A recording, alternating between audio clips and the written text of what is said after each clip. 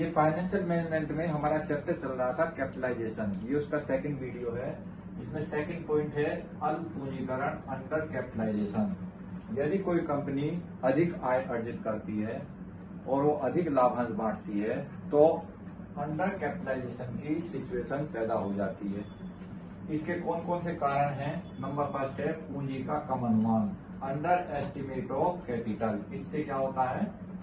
Under capitalization होता है। Number second है आय का कम अनुमान, अंडर एस्टिमेट ऑफ इनकम। ये भी कारण है अंडर कैपिटलाइजेशन का। इसके बाद है कठोर लाभांश नीति, स्ट्रिक्ट डिविडेंड पॉलिसी। इससे भी अंडर कैपिटलाइजेशन उत्पन्न होता है। प्रवर्तन व्यय कम होना, लो प्रमोशन एक्सपेंसिव।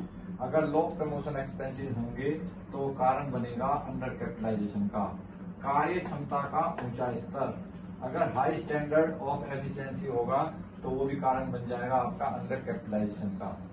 अब आते हैं हम इम्पैक्ट ऑफ अंडर कैपिटलाइजेशन यानी कि अल्प पूंजीकरण के प्रभाव। कौन कौन से प्रभाव होते हैं? नंबर फर्स्ट है अधिक प्रतिस्पर्धा, मोर कंपटीशन। इससे अल्प पूंजीकरण की स्थिति में क्या हो जाता है? मोर कंपटीशन, यानी कि मोर कंपटीशन अधिक हो जाता है, तो इसलिए ये क्या होता है? अल्प पूंजीकरण का प्रभाव होता है। नंबर सेकंड, ये फाइनेंशियल मैनेजमेंट में हमारा चैप्टर चल रहा था कैपिटलाइजेशन। ये उसका सेकंड वीडियो है।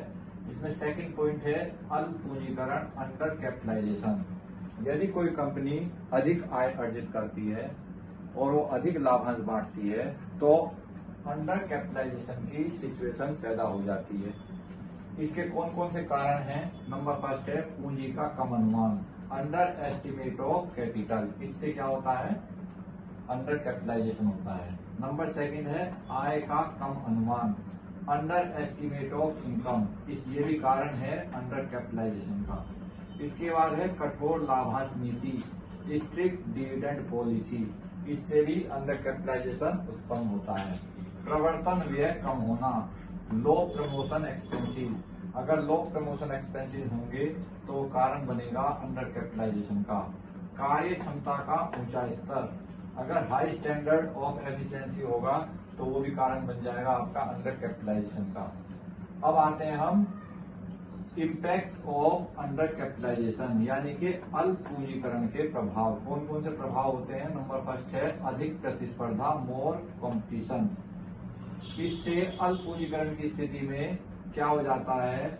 मोर कंपटीशन, यानी कि मोर कंपटीशन अधिक हो जाता है, तो इसलिए ये क्या होता है? अल्प पूंजीकरण का प्रभाव होता है। नंबर सेकंड, सरकारी हस्तक्षेप, गवर्नमेंट इंटरफेरेंस, यानी कि अगर सरकार हस्तक्षेप ज्यादा करती है तो वो भी क्या होता है? Impact of under capitalisation.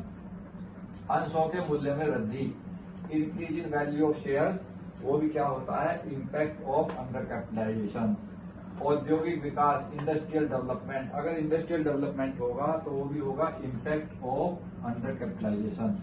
इसके बाद है पूंजी निर्माण में वृद्धि, इंक्रीज इन कैपिटल फॉर्मेशन, यानी कि कैपिटल बनाने में अगर हमारी वृद्धि होती है तो फिर वो क्या बनता है आपका? Impact of under capitalisation.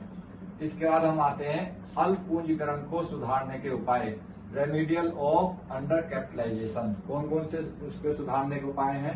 Number first है बोनस अंशों का निर्गमन, इशू ऑफ बोनस शेयर, यानी कि कंपनी को क्या करना चाहिए?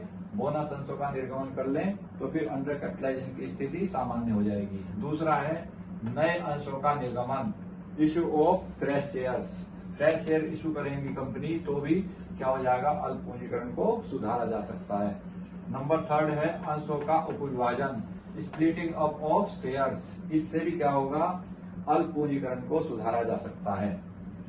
अब आते हैं हम पूंजीकरण की पहचान पर, यानी कि हम कैसे पहचानेंगे कि कौन सा पूंजीकरण है? अल्प पूंजीकरण है, अति पूंजीकरण है या अनुकूल पूंजीकरण है, यानी कि ओवर कैपिटलाइजेशन है, अंडर कैपिटलाइजेशन है या ऑप्टिमम कैपिटलाइजेशन है। तो इसकी पहचान के 3 तरीके हैं जो मैं आपको बता रहा हूं। नंबर फर्स्ट है ओवर कैपिटलाइजेशन। इसमें हम 3 चीज देखते हैं।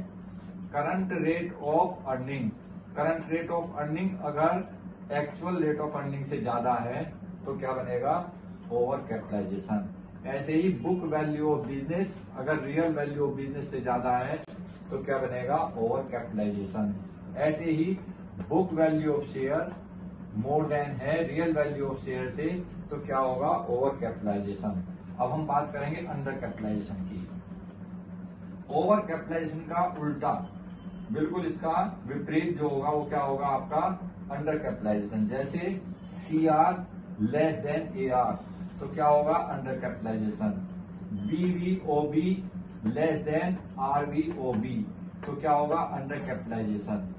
BVOS लेस देन RVOS तो क्या होगा, अंडर कैपिटलाइजेशन। ये मैंने शॉर्ट में लिख दिया है, ये ऊपर लिखा हुआ है ओवर कैपिटलाइजेशन में इसकी फुल फॉर्म लिखी हुई है, तो यहाँ पर मैंने शॉर्ट में लिख दिया है, आप इसमें से इसको नोट कर सकते हैं। अब आता है फेयर और optimum capitalisation. CR equal to AR, BVOB equal to RVOB, BVOS equal to RVOS, अर्थात ये बराबर हो तो क्या बनता है, ऑप्टिमम कैपिटलाइजेशन। तो इस तरीके से तीनों की हम पहचान कर सकते हैं। अब मैं इसके बाद इस चैप्टर के न्यूमेरिकल कराऊंगा। अगर आपको वीडियो अच्छी लगे तो आप इसे शेयर करें, सब्सक्राइब करें, लाइक करें। Thank you. सरकारी हस्तक्षेप, गवर्नमेंट इंटरफेरेंस, यानी कि अगर सरकार हस्तक्षेप ज्यादा करती है तो वो भी क्या होता है, इम्पैक्ट ऑफ अंडर कैपिटलाइजेशन। अंशों के मूल्य में वृद्धि, increase in value of shares, वो भी क्या होता है, इम्पैक्ट ऑफ अंडर कैपिटलाइजेशन। औद्योगिक विकास, इंडस्ट्रियल डेवलपमेंट, अगर इंडस्ट्रियल डेवलपमेंट होगा तो वो भी होगा इम्पैक्ट ऑफ अंडर कैपिटलाइजेशन। इसके बाद है पूंजी निर्माण में वृद्धि, इंक्रीज इन कैपिटल फॉर्मेशन, यानी कि कैपिटल बनाने में अगर हमारी वृद्धि होती है तो फिर वो क्या बनता है आपका, इम्पैक्ट ऑफ अंडर कैपिटलाइजेशन। इसके बाद हम आते हैं अल्प पूंजीकरण को सुधारने के उपाय, रेमिडियल ऑफ अंडर कैपिटलाइजेशन। कौन कौन से उसके सुधारने के उपाय हैं। नंबर फर्स्ट है बोनस अंशों का निर्गमन, इशू ऑफ बोनस शेयर, यानी कि कंपनी को क्या करना चाहिए, बोनस अंशों का निर्गमन कर लें तो फिर अंडर कैपिटलाइजेशन की स्थिति सामान्य हो जाएगी। दूसरा है नए अंशों का निर्गमन, issue of fresh shares, fresh share issue करेंगी कंपनी तो भी क्या हो जाएगा, अल्प पूंजीकरण को सुधारा जा सकता है। नंबर थर्ड है अंशों का उपविभाजन, स्प्लिटिंग अप ऑफ शेयर्स, इससे भी क्या होगा, अल्प पूंजीकरण को सुधारा जा सकता है।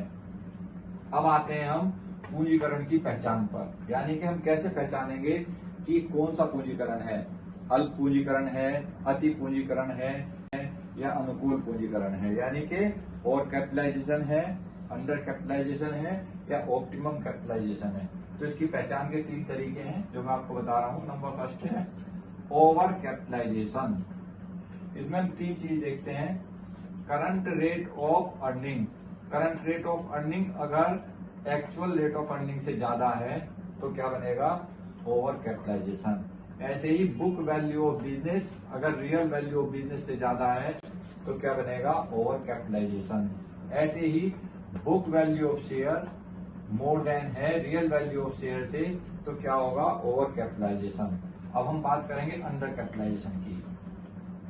ओवर कैपिटलाइजेशन का उल्टा, बिल्कुल इसका विपरीत जो होगा वो क्या होगा आपका, अंडर कैपिटलाइजेशन। जैसे CR लेस देन AR तो क्या होगा, under capitalisation. BVOB less than RVOB तो क्या होगा, under capitalisation. BVOS less than RVOS तो क्या होगा, अंडर कैपिटलाइजेशन। ये मैंने शॉर्ट में लिख दिया है, ये ऊपर लिखा हुआ है ओवर कैपिटलाइजेशन में इसकी फुल फॉर्म लिखी हुई है, तो यहाँ पर मैंने शॉर्ट में लिख दिया है, आप इसमें से इसको नोट कर सकते हैं। अब आता है फेयर और optimum capitalisation. CR equal to AR, BVOB equal to RVOB, BVOS equal to RVOS, अर्थात ये बराबर हो तो क्या बनता है, ऑप्टिमम कैपिटलाइजेशन। तो इस तरीके से तीनों की हम पहचान कर सकते हैं। अब मैं इसके बाद इस चैप्टर के न्यूमेरिकल कराऊंगा। अगर आपको वीडियो अच्छी लगे तो आप इसे शेयर करें, सब्सक्राइब करें, लाइक करें। Thank you.